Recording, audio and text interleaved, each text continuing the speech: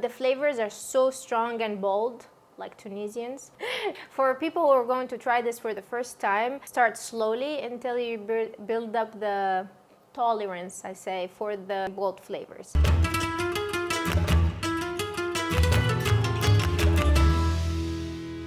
I've been planning to do this dish since last year, but I couldn't find a translation or an explanation for what it is. It is not a soup. It is chickpea broth, I would say. The main ingredient in this dish is chickpeas. And you need to soak the chickpeas over 2 nights. 2 nights better than 1 night. These are 500 grams, which is a pound, that I already soaked. And I usually soak a lot and then put them in different freezer bags and put them in the freezer. Whenever I need chickpeas, I have them ready. I don't need to soak them again. So we put the chickpeas in a pressure cooker to save time. Just want to add enough water to cover it. So while we're waiting for the chickpeas to come to a boil, we're going to move on to 2 ingredients that I'm going to add to the broth. These are 3 cloves of garlic that I finely chopped, and I have here New Mexico chili that I hydrated the garlic.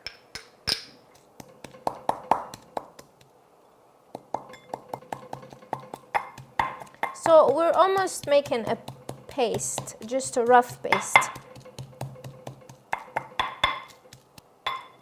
Okay. Here now, this white, we have to remove this. This dish, like there are restaurants that are specifically open to make Lablabi, and this is done overnight. I mean, cooking the chickpeas overnight on slow heat. But for a weeknight meal and you want something hearty and comforting and you want something very quick, I would use a pressure cooker to do it faster. But if you don't have a pressure cooker and you want to take your time, this might take about, give or take, 2 hours. I would double up the water amount, cook on medium heat until the chickpeas are so mushy.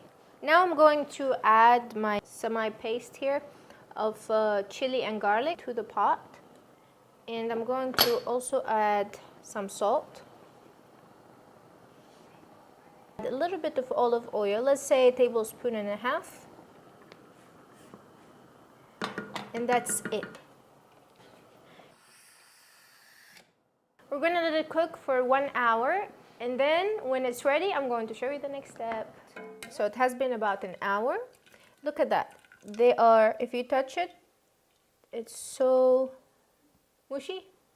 I want to show you the broth. Look at that. So thick and so flavorful.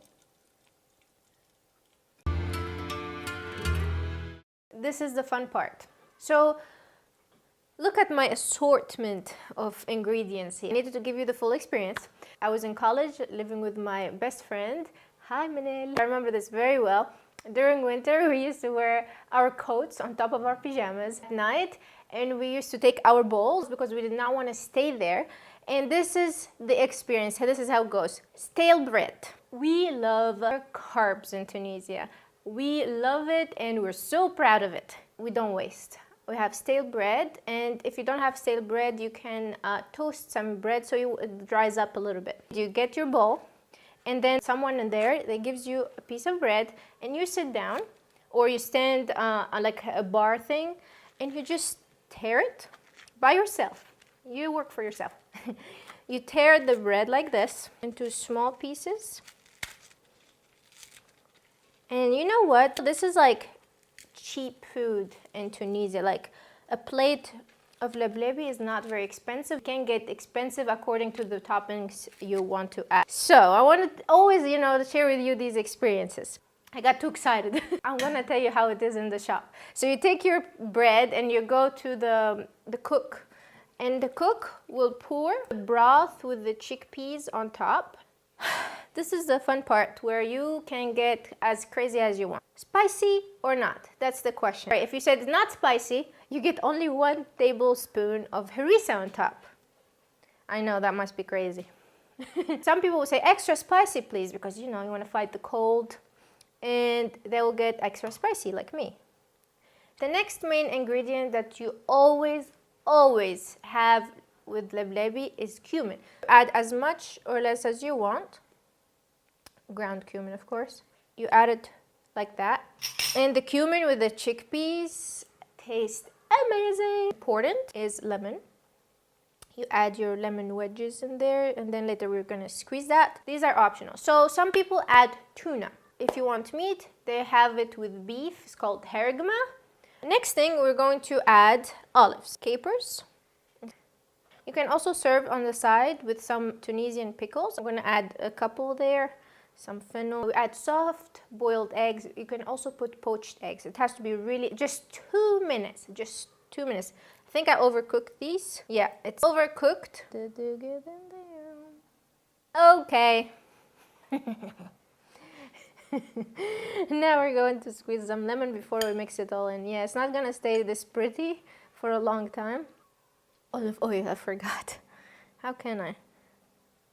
Now I'm gonna mix everything together. And this is not going to be so pretty, but think of it as don't judge the book by its cover, judge by its taste. It is taste time.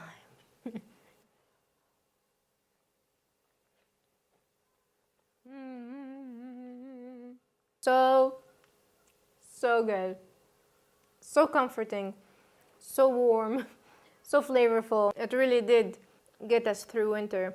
I'm so proud of myself. The pickles with it adds that crunch, it adds that balance of acidity. The same thing goes with the olive, the capers, all the flavors of the Mediterranean. From Tunisia, from my home to you. Enjoy, and I hope to see you soon in another episode. Bye!